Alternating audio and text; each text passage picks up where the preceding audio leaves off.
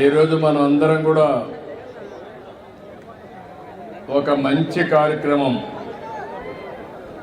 గణేష్ సేవా సమితి, అది కూడా డూండి గణేష్ సేవా సమితి అయితే ఒక బ్రహ్మాండమైన వినాయకుడిని వినూత్నంగా తయారు చేశారు. కమిటీ మెంబర్స్ 9 మంది ఉన్నారు. 9 మందిని పేరు పేరున మనస్ఫూర్తిగా అభినందిస్తున్నా. ఇక్కడికి వచ్చిన మీ అందరికి కూడా వినాయక చవితి శుభాకాంక్షలు. మనందరం వినాయక చవితి జరుపుకుంటాం.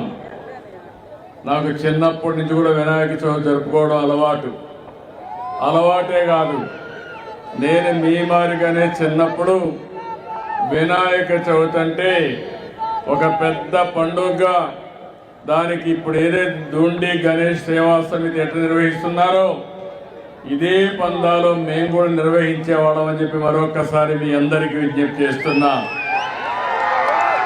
ఈరోజు మనందరం కూడా సుఖ సంతోషాలతో ఆనందంగా ఉండాలంటే మనం చేసే పనికి ఎలాంటి విఘ్నాలు ఉండకూడదనుకుంటే అవన్నీ తొలగించే శక్తి ఒకే ఒక వ్యక్తికి, ఒక శక్తికి, వినాయకుడికి మాత్రమే ఉన్నాయని చెప్పి మరొకసారి మీ అందరికీ విజ్ఞప్తి చేస్తున్నా. చిన్న పిల్లలకు బాగా చదువు రావాలంటే పుస్తకాలు తీసుకెళ్ళి వినాయకుడి దగ్గర పెట్టి పూజ చేసి అక్కడి నుంచి పిల్లలు బాగా చదువుకునే పరిస్థితి వస్తుంది. ఈరోజు ఈ యొక్క వినాయకుడికి పూజ చేశాం. మనస్ఫూర్తిగా కోరుకున్నాను, భవిష్యత్తులో ఆంధ్రప్రదేశ్ రాష్ట్రానికి ఏ ఇబ్బందులన్నీ తొలగిపోయి ఎలాంటి బాధలు లేకుండా మీరందరూ కూడా సుఖ సంతోషాలతో ఉండాలని వినాయకుడిని ఏడుకున్నాను. తప్పకుండా ఆశీర్వదిస్తాడని చెప్పి నేను ఆశిస్తున్నాను.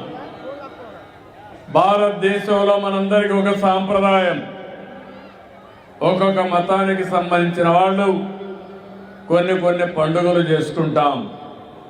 కానీ ఈరోజు దేశం మొత్తం పెద్ద ఎత్తుతో జరుపుకునే పండుగ వినాయక పండుగ.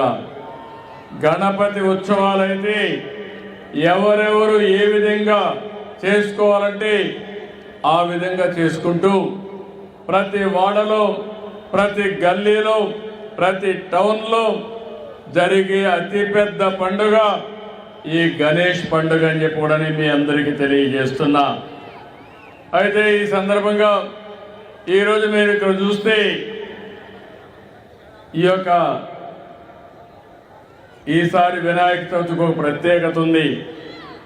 ప్రతి సంవత్సరం మీరు కానీ గణేష్ పండుగ చేసుకోవాలంటే ఒక మైక్ పెట్టుకోవాలి. మైక్ పెట్టుకోవాలంటే పర్మిషన్ కావాలి.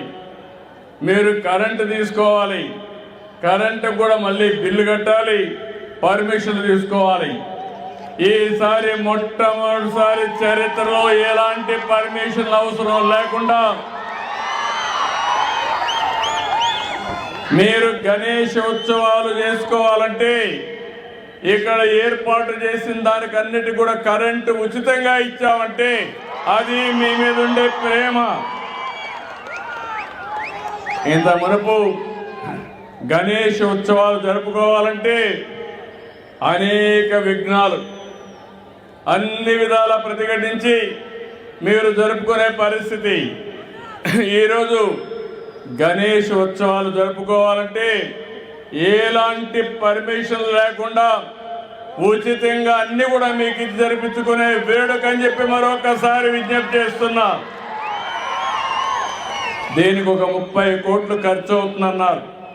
పర్వాలేదు, ఎంతైనా సరే మీ ముఖంలో ఆనందం చూడాలనే ఏకైక కోరికతో ఈ కార్యక్రమానికి శ్రీకారం చుట్టాం.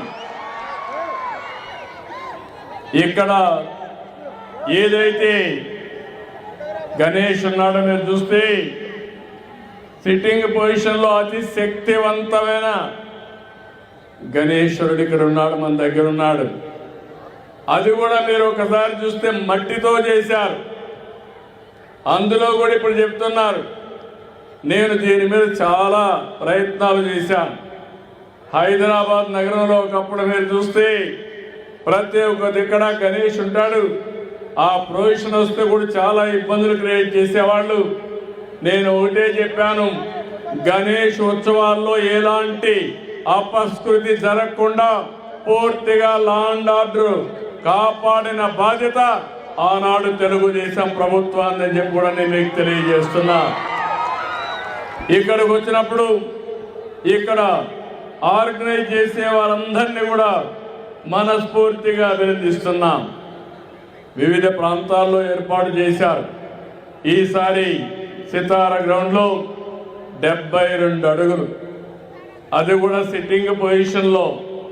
అందరూ కూడా కలర్స్ ఏమీ లేవు, ఎలాంటి అన్ని కూడా నేచురల్గా మట్టి నార ఇవే తీసుకొచ్చి బ్రహ్మాండంగా ఏర్పాటు చేసి అందులో కూడా మైక్రో ఇరిగేషన్ పెట్టి డ్రిప్ ఇరిగేషన్ పెట్టి రేపు అన్నీ పూర్తయిన తర్వాత ఇక్కడే గణేష్ నిమజ్జనం కూడా ఇక్కడే చేస్తున్నారంటే ఇది ఒక ప్రత్యేకమైన ఆకర్షణ అని చెప్పి మీ అందరికీ తెలియజేస్తున్నాను. నేను ఇప్పుడే అడిగాను, ఇక్కడ మీరు తయారు చేసిన తర్వాత ఏ విధంగా చేస్తారంటే ఆ మట్టిని ఇక్కడే ప్రజలందరికీ పంచుతున్నారు. ఒక పవిత్రమైన మట్టిని మీరు తీసుకెళ్ళి మీ ఇంట్లో పూల తోటలు కానీ వ్యవసాయ పొలాల్లో కానీ భక్తి భావంతో చేసుకుంటే ఇప్పుడు వచ్చే దిగుబడి కంటే 4 రెట్లు ఎక్కువ వచ్చే అవకాశం ఉంటుంది.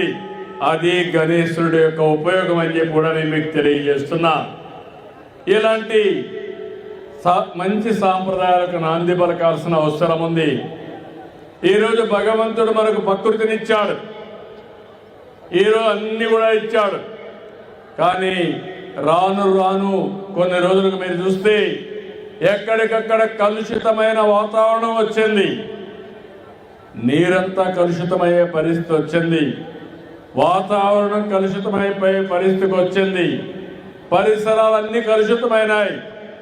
అందుకనే ఈ మధ్య కాలంలో మీరు చూస్తే ప్రతి నెల 3వ శనివారం స్వచ్ఛ ఆంధ్రప్రదేశ్ కార్యక్రమానికి శ్రీకారం చుట్టాం.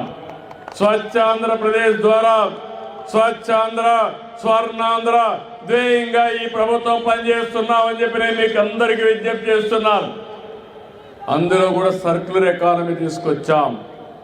వేస్ట్ టు ఎనర్జీ ఏ విధంగా పోవాలి, చెత్త నుంచి సంపద ఏ విధంగా సృష్టించాలి, కలుషితమైన నీళ్లు ఏ విధంగా మనం ఎప్పటికప్పుడు సాలిడ్ వేస్ట్ కానీ లిక్విడ్ వేస్ట్ కానీ ఈ రెండు కూడా ఈ విధంగా ప్రాసెస్ చేసి వాతావరణాన్ని కాపాడుకోవాలో కాపాడుకుంటాం.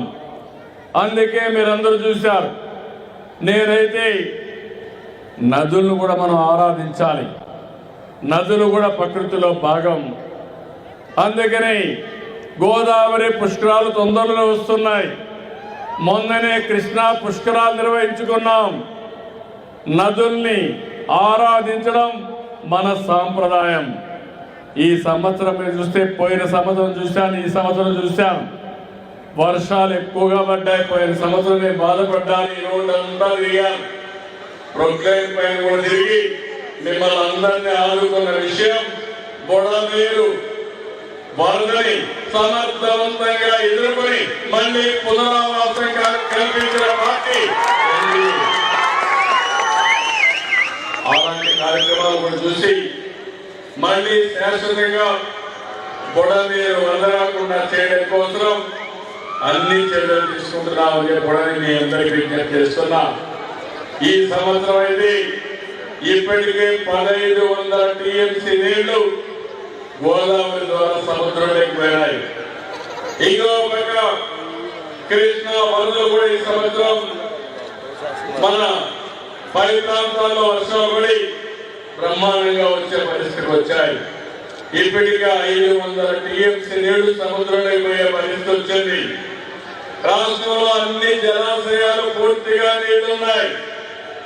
ఈ రోజు మనందరం కూడా పండుగలు జరుపుకుంటున్నా అంటే అన్నింటికంటే నాకు ఆనందం, ఈ రాష్ట్రంలో కరువు లేకుండా చేసి పండుగలు ఘనంగా జరుపుకునే విధంగా ముందుకు పోతామని ఒకసారి మీ అందరికీ విజ్ఞప్తి చేస్తున్నాం.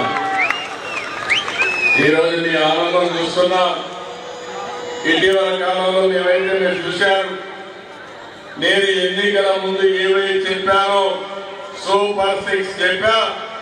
ఈరోజు సూపర్ 6 ని సూపర్ హిట్ చేసి గణేష్ ఉత్సవాలు జరుపుకుంటున్నాం. ఒక పక్క సంక్షేమ కార్యక్రమాలు చేయడమే కాకుండా ఇంకో పక్క అభివృద్ధి కార్యక్రమాలు కూడా నాంది పలికాం. దేశంలో ఎక్కడా జరిగిన అభివృద్ధి మన రాష్ట్రంలో చేస్తున్నాం. నేను ఒకటే సంకల్పాన్ని తీసుకున్నాం. రాబోయే రోజుల్లో ఆంధ్రప్రదేశ్ రాష్ట్రం 2047కి స్వర్ణ ఆంధ్రప్రదేశ్ గా తయారు కావాలని, మీ జీవన ప్రమాణాలు పెరగాలని, మీరు ఆనందంగా ఉండాలని ఏకైక లక్ష్యంతో ముందుకు పోతున్నాం. అలాంటి సందర్భంలో ప్రతి సంవత్సరం గణేష్ ఉత్సవాలు జరుపుకోవాలి, వినాయకుడిని ప్రార్థించాలి. ఎలాంటి అవరోధాలు లేకుండా, విఘ్నాలు లేకుండా విఘ్నేశ్వరుడు మనల్ని కాపాడాలని, మనల్ని ఆశీర్వదించాలని మరొకసారి కోరుకుంటూ ఈ కార్యక్రమానికి వచ్చిన మిమ్మల్ని అందరినీ పేరు పేరున మనస్ఫూర్తిగా అభినందిస్తూ అందరికీ ధన్యవాదాలు. జై హింద్, జై జై సార్. మన గణేష్ ఉత్సవాలకి తరఫున మీరు ఏదైతే మండపానికి వచ్చిన సందర్భంగా చిరు కానుక ఇవ్వడం జరుగుతుంది సార్. ఈ కమిటీ సభ్యులు